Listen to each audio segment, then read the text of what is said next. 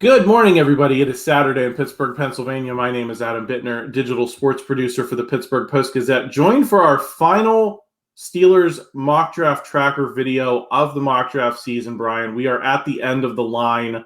We're obviously going to have a lot more draft content next week, but this is our last scheduled Saturday video to talk about the NFL draft because by this time next week, the NFL draft will be like 70% complete. We're going to do all seventh round prospects on today's show. That's just where we're at this point in the process. It's time to start talking about pick 251, which the Steelers didn't even have this time a week ago, but now they are picking even lower back to back in the seventh round. So we're going to hit on a bunch of fringe prospects and priority free agents, right? Exactly. That's what the people are going to want when we wake up Saturday morning next week. Because you can never have too much mock drafting, Brian. We've learned that it's true.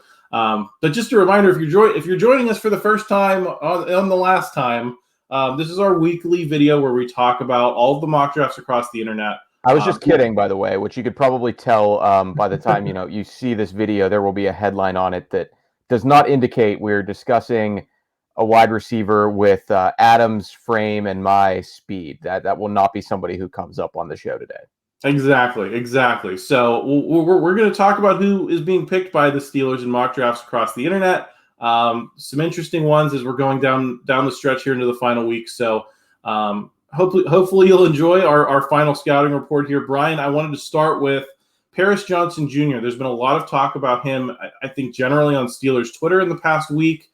There's been some mock drafts finally that have tied him to the Steelers. Previously, I think he's been going too high to justify the Steelers, selecting him at 17. But this week we saw some trade ups. The Steelers give up a second round pick and they get higher in the first round. They select Paris Johnson in a couple of them. I think it was the Draft Network that had the one that I cited in our weekly written mock draft tracker on postgazette.com. But when you look at Lance Zierlein's profile on at NFL.com of Paris Johnson, he very much couches him as kind of an unfinished product. My question for you is a guy like Paris Johnson worth, if the Steelers were drafting at 9th, maybe he'd be worth the pick. Is he worth sacrificing capital to go get? He might be. I think he's worth it more than even maybe a Jalen Carter, who has some of those off the field concerns. And I think the Steelers are deeper at his position than they are at Paris Johnson's position. And that to me is the equation that you have to weigh if you're Omar Khan and company. It's been very difficult for them to get that big-time left tackle because they're never picking very high in the draft. The one time they did trade up, they go to 10 and get Devin Bush. So they didn't invest in the O-line. They didn't need to at that time either. But I think it's worth a discussion because of the lack of depth of clear-cut tackles in this year's class. Paris Johnson and Broderick Jones are the top two for me, and then there's a little bit of a drop-off. And you kind of alluded to why, Adam. I mean, I think, yes, most analysts you read will say he's polished, but he's going to need some work before he reaches his ceiling. And that's okay. I mean, if you're the Steelers, you have Dan Moore Jr., who's already proven he can play and start games at the NFL level. The caliber of starter he is, that your mileage may vary on that, but they at least have a placeholder in there. It wouldn't be a situation where Paris Johnson or whichever left tackle they would draft in the first round has to be the day one starter in week one. And the other thing, too, is I think Mike Tomlin relishes those opportunities. I think as a head coach, he wants guys who are coachable. And if their biggest issue is technique, fine, regardless of what position they play.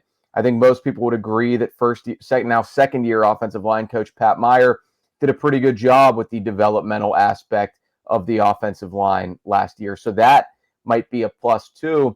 And just the last thing I'll say about it is, Paris Johnson Jr., okay, he's not ready to go immediately, needs some seasoning.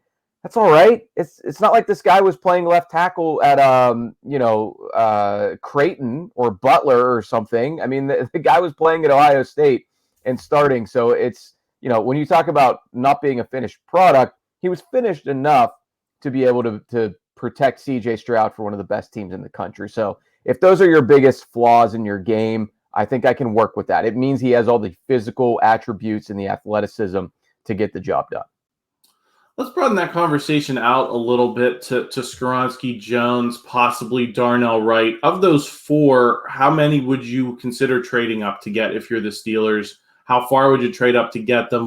What is your read on, those guys versus Paris Johnson Jr. and how the logic you've just outlined kind of applies to this, small top end tackle prospect group? The only two I would consider trading up for would be Johnson and Jones. I wouldn't go any higher than probably that 9th overall pick that the Bears have, because I think before that is going to be a lot of the quarterback silly season stuff, which should, in theory, drive up the price and the value on those top 8 picks. The Bears might even fall into that now. I don't know if you're following some of the CJ Stroud discourse that is all over the internet and the radio airwaves and TV, I guess, over the last 24 hours. It's almost starting to amount to a full-on smear campaign to either knock him down the board for legitimate reasons or to send a smokescreen up for whoever really does want to draft him high.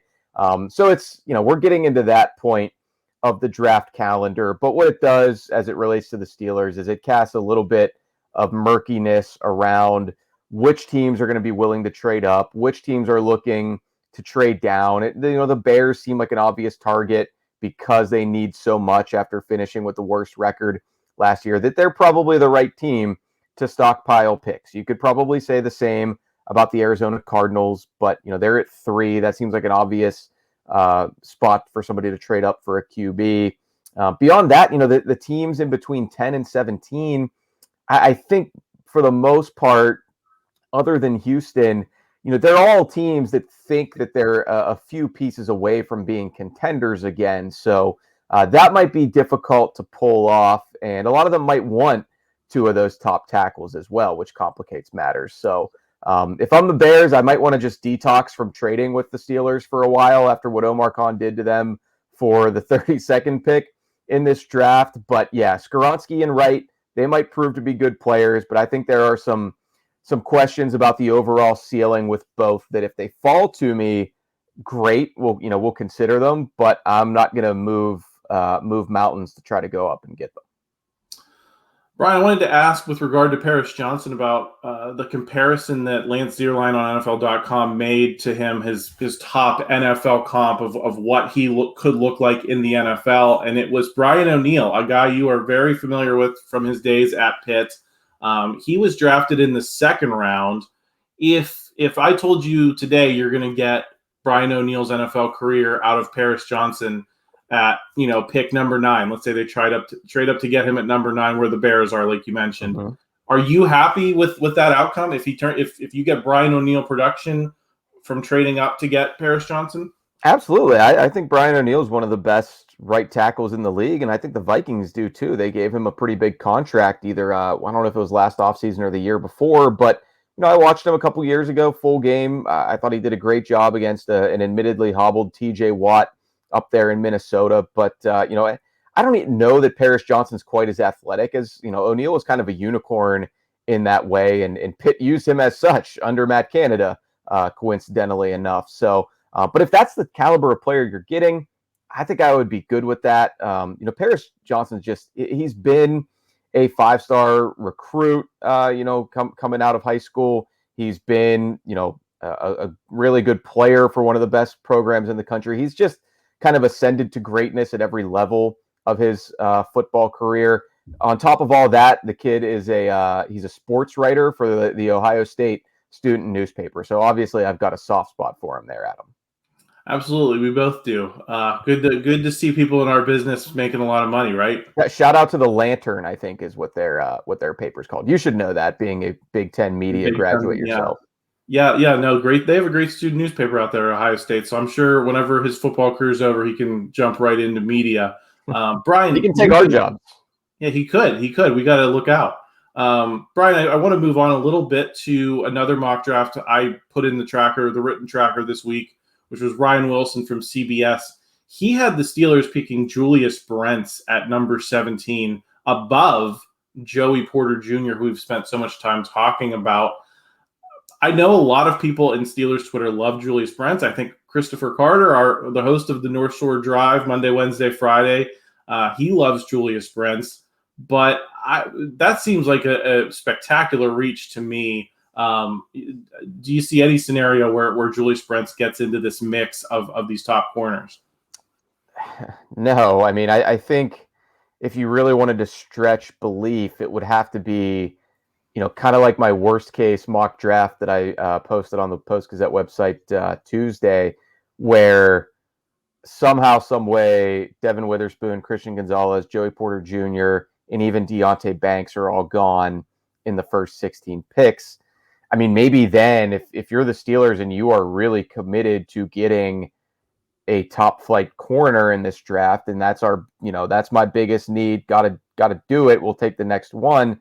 Maybe then, but that would be very hard to justify on draft night for Omar Khan and Mike Tomlin, Adam. I just can't I can't imagine that press conference happening, especially if to, actually deal with this mock specifically. If Joey Porter Jr. is on the board, that makes even less sense to me. I like Brents too. Maybe even at 32. Certainly at 49 or if he lasts longer than that. But I think he's essentially like Joey Porter light in this class. I mean, he's big and physical and runs well enough and was productive in the a major conference, but nobody that I've seen really has him in that top tier of cornerback prospects. So that would be a surprise at 17. It's all relative with the value, but this seems like a case of too cute for its own good. Yeah, CBS's own rankings have him as the number 67 prospect in the whole draft, which it was just hard to figure the Steelers picking. Yeah, I mean, I feel for a guy like Ryan Wilson. Is he a local guy, or I think he might have gone to CMU or something like that? But I feel for a guy like that because he has to put out so many mock drafts over the course of these 3 or 4 months. It's human nature to just be like, oh, I'm going to try something different in this one. Let's sneak Julius Brents into a cornerback needy team in the first round and see what happens. But let's talk a little bit more about how to value Brents. You mentioned he might be a good pick at 32. He'd probably be a great pick at 49. Let me ask this as a number 1 and number 2 question. If he's the number 2 pick, let's say they get him at 32 and they pair him with Broderick Jones, let's say Paris Johnson, is that mission accomplished for you if they have to trade that number 49 pick to go up and get Broderick Jones or Paris Johnson? So you only get the first round pick and the second round pick at 32. If that's the 2 you get, are you happy with that as the haul? Potentially. I guess the opportunity cost there is you are sacrificing, say, for example, a defensive lineman in that scenario. That's a tough call, especially since, when you move up in a draft, not only are you're making a risk for the player specifically too, and obviously the compensation that you're giving up to get him as well, but you're not sure, who knows, maybe that player would have fallen to you and you actually didn't have to give up anything. So there are just a lot of factors at play with that. I mean, I think that would be a fantastic top 2 because I think you're getting a franchise left tackle unless something goes drastically wrong. And I think you're also getting a guy with the potential to be your cornerstone of your secondary for the next 5 to 10 years, especially in a division that has some big bodies you need to match up with. So if it means sacrificing, say, I'll just say Keanu Benton or Jervon Dexter at nose tackle, but then instead you get Darnell Wright and all 3 of those guys, man, I still think I would lean toward keeping your 3 picks rather than trying to move up and get a better 1-2 punch. But that's difficult to really pin down, and I think it'd be a matter of seeing how the first 7 or 8 picks play out on Thursday. Yeah, obviously it's all speculative at this point, right? I mean, I have the phone ready to go, I guess, is my bottom line here. If you're Omar Khan, I'm sure he will, but specifically if the tackle run isn't happening or is happening sooner than you expect. Yeah, and I think the thing with me about Brents is I don't know. I think he's like a solid number 2 with number 1 upside, where some of these other guys we've talked about, Joey Porter Jr., Devin Witherspoon, those guys are like solid number ones with like star cornerback upside. Is that a fair read on what we're talking about? I think so. He doesn't have the top end speed of those guys that you just mentioned. I mean, he's got better size than a Devin Witherspoon, but I mean, his Witherspoon was just so good and so productive last year at Illinois that it's hard to envision him not being an impactful NFL player. Whereas with somebody like Brent, yeah, I mean, you love the length and you love the overall athleticism was highlighted in this mock draft by his his 3-cone drill and his short shuttle, but not many cornerbacks do that at the combine. So I don't put a ton of stock into being number one in that regard. There's a scenario where he could get to the league and, you can't trust him against number one receivers because they're just going to be running by him with regularity. So that to me is the potential pitfall of a guy like Julius Brent. But overall, as a prospect, I still like him. It's just a matter of what range. Yep. I mean, it's all about value and average draft position and all that. We know from our fantasy football drafts. Brian, another defensive back who stubbornly seems to keep coming up in Steelers mock drafts. Later on, admittedly, I've seen him in the second round. I've seen him in the third round. But it's Antonio Johnson, the safety out of Texas A&M. Is that a position that you're looking at in the second or third round on day two or day three? Or I guess it's really only day two in the second or third round.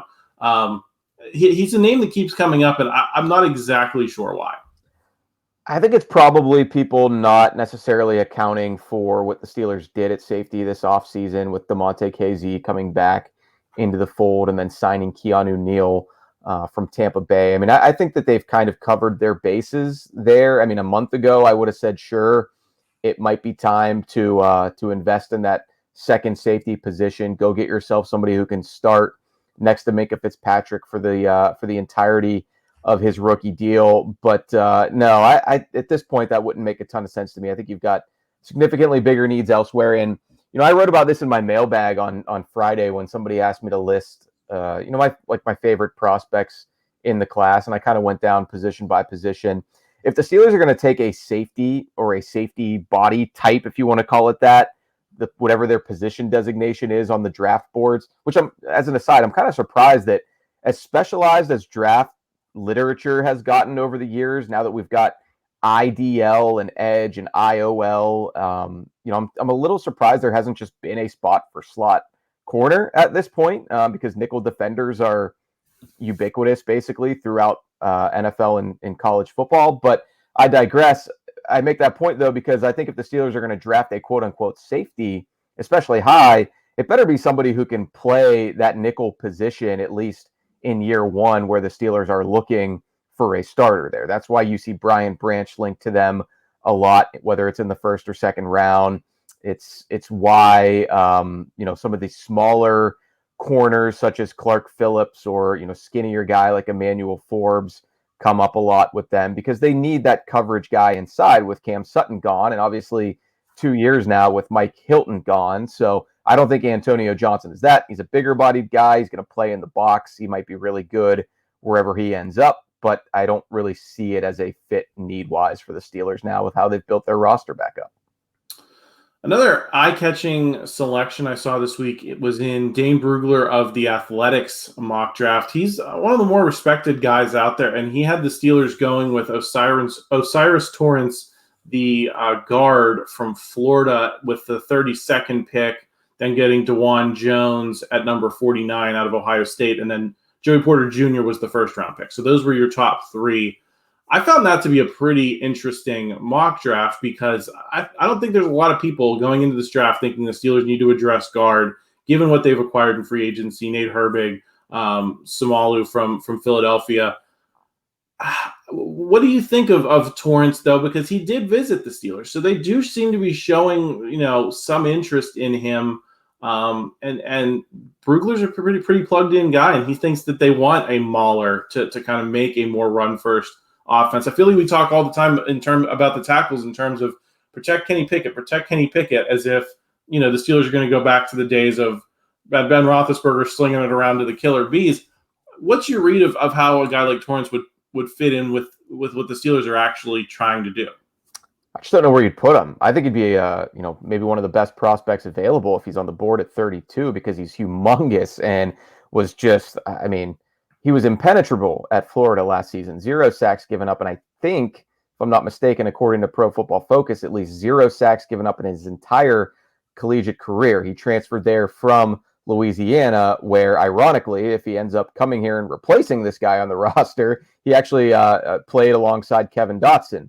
I think they were the opposite guards back in, I guess it would have been 2019. So Torrance was a pick that made a lot of sense for the Steelers at the beginning of this entire process. I think it was Daniel Jeremiah from NFL.com, who I think is one of the best people who does this. He had him going to the Steelers at 17 way back in January or February or whatever it was. And since then, of course, the Steelers, as it turned out, in his defense, the Steelers did want to emphasize and prioritize getting bigger, stronger, and tougher on the interior of their offensive line, but they went out and got Isaac Seumalo and Nate Herbig to address that. So it was right line of thinking, wrong result with how it got done. So at this point, I just think with Seumalo, Herbig, James Daniels, and I should have said Daniels over Herbig because I'm fairly certain he's still going to be the starter at right guard, and Kevin Dotson still being around. And I guess I'll mention Kendrick Green just as a tip of the cap to him. But I just don't think there's a big need for another interior lineman, especially somebody like Torrance, who I think the good thing about him as a prospect is he's ready and you want him to step in right away and be an immediate starter.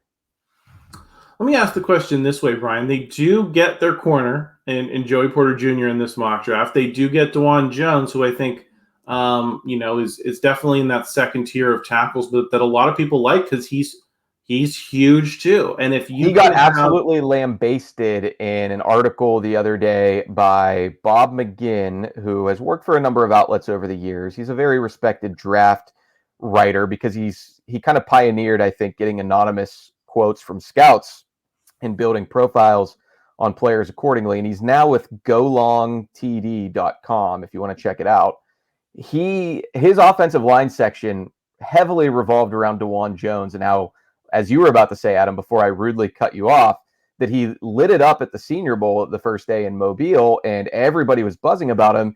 And then he just kind of withdrew from the rest of that week and didn't look good at the combine and his pro day athletically. So I guess now a lot of people behind closed doors from teams are wondering what the deal is with him and whether he's got a little too much of a bust potential, but who knows? Maybe the scouts talking to this particular journalist are doing themselves a favor by trying to throw cold water on a hot prospect.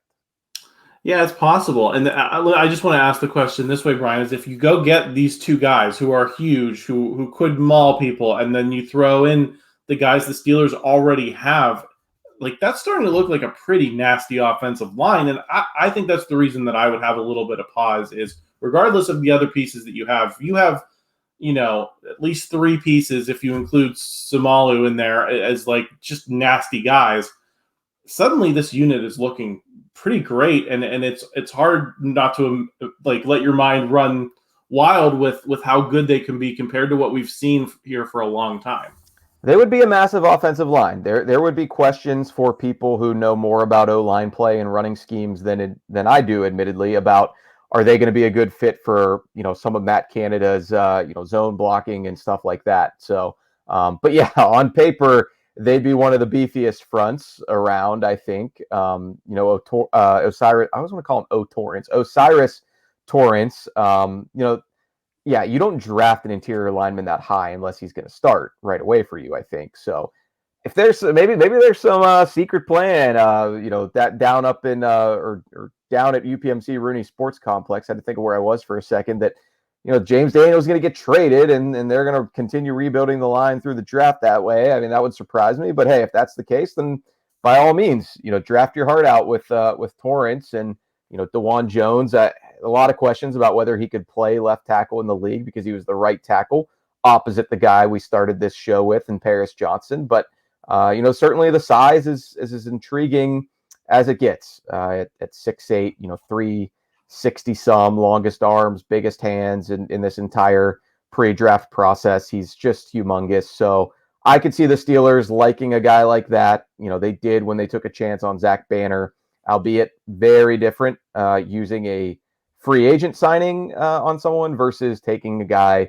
in the second round. So other than that, though, I do like a lot of that mock draft from Dane Brugler. He clearly did his homework with who the Steelers have been linked to, showing interest in bringing in for pre-draft visits. I just don't know, if that second round pick, hey, do anything else with it, and you probably, make me a believer. Go get the top receiver on the board, or go get a top D lineman. I think he has one of those later, right? Or go get another chess piece type of guy in your secondary. Because one thing about drafting Joey Porter Jr., if they do that, he's going to be your outside corner. I think there would still be that need for somebody on the inside, unless you're going to bump Levi Wallace or Patrick Peterson in there to a large degree.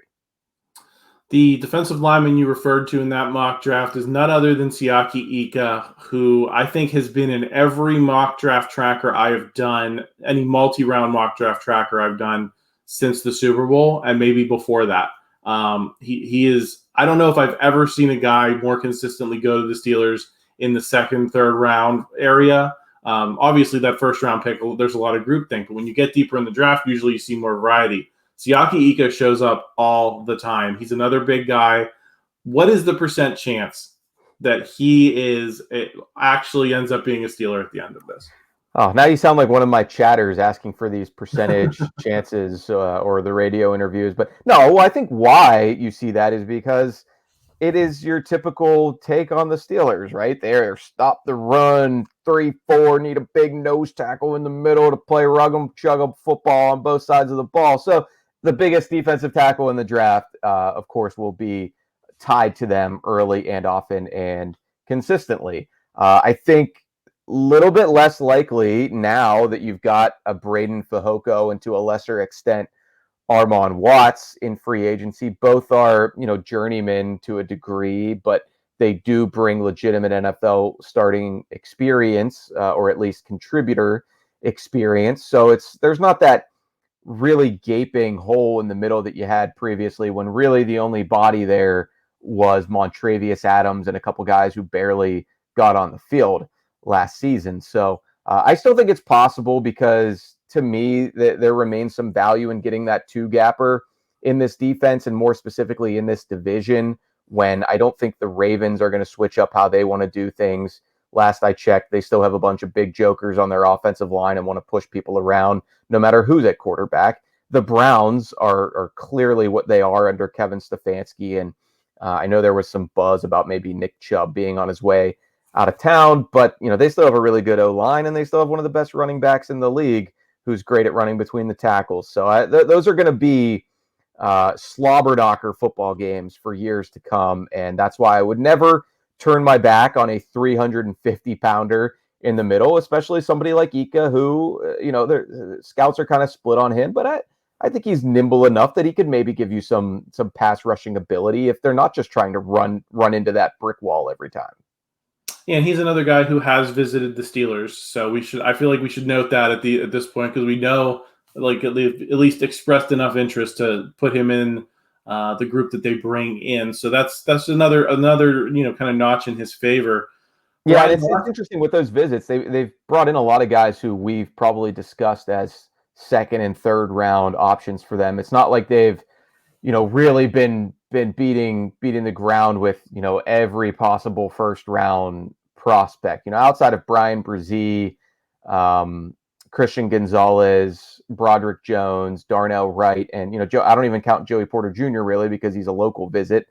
He doesn't even count on those top 30s. Oh, and Deonte Banks. Those were really the only guys they might pick in the first round who they brought here to Pittsburgh. It's not like they're trying to disguise what they're thinking, but they're also not going out there and unveiling their draft board, I don't think, for all to see. Yeah.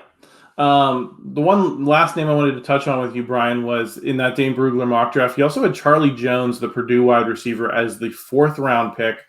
The 4th round kind of seems like that sweet spot for the Steelers going out and getting a value receiver. And Charlie Jones was very productive at Purdue. I think over 1,300 yards, 110 catches in that offense. And I think he had 12 touchdowns too. So he had some playmaking ability as well. Obviously, that's an air raid offense at Purdue. They throw heavy, so that's naturally going to goose numbers to a certain degree.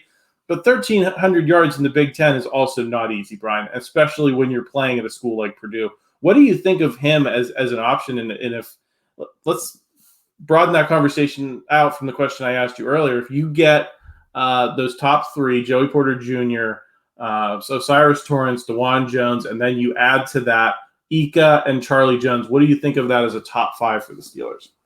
That's about what I would do, honestly. Other than, we discussed at length why I don't really think they need a guard, especially a guard-only guy. How about that? How about instead of Torrance, if that's an interior lineman who could also play center and maybe he'd be a little bit of a developmental center, learn for a year behind Mason Cole, then I'm really on board with this because I think Charlie Jones is a good player.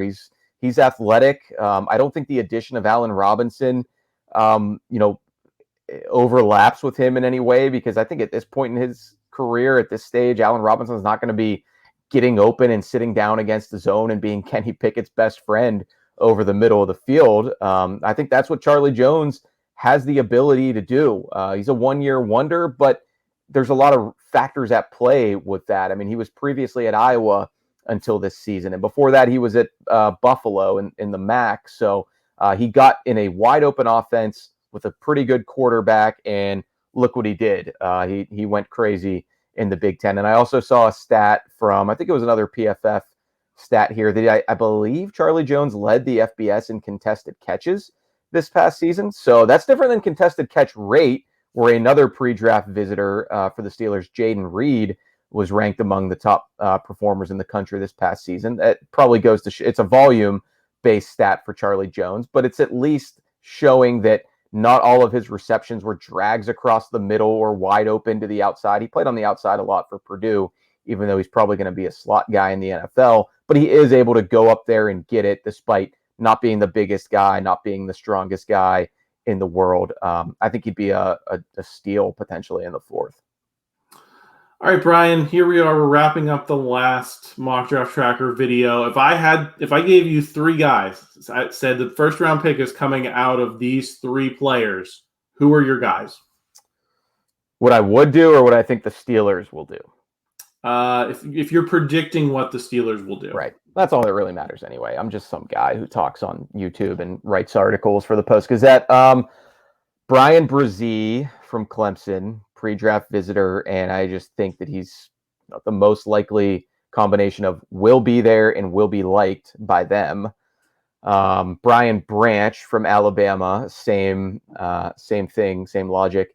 I wish I could think of a third guy named Brian, but I don't think I can. So, I just don't think those top two tackles, Jones and Johnson, will be available. So I'll say Darnell Wright as the third. I'm covering all my bases there except for an outside corner, which I think they'll also be in the mix for. But I think they could also hit on that later on day two. So those are my three: Brzee, Branch, and Wright. And I think I'm probably trending a little conservatively there, but that's where I'm at right now, 5 days out.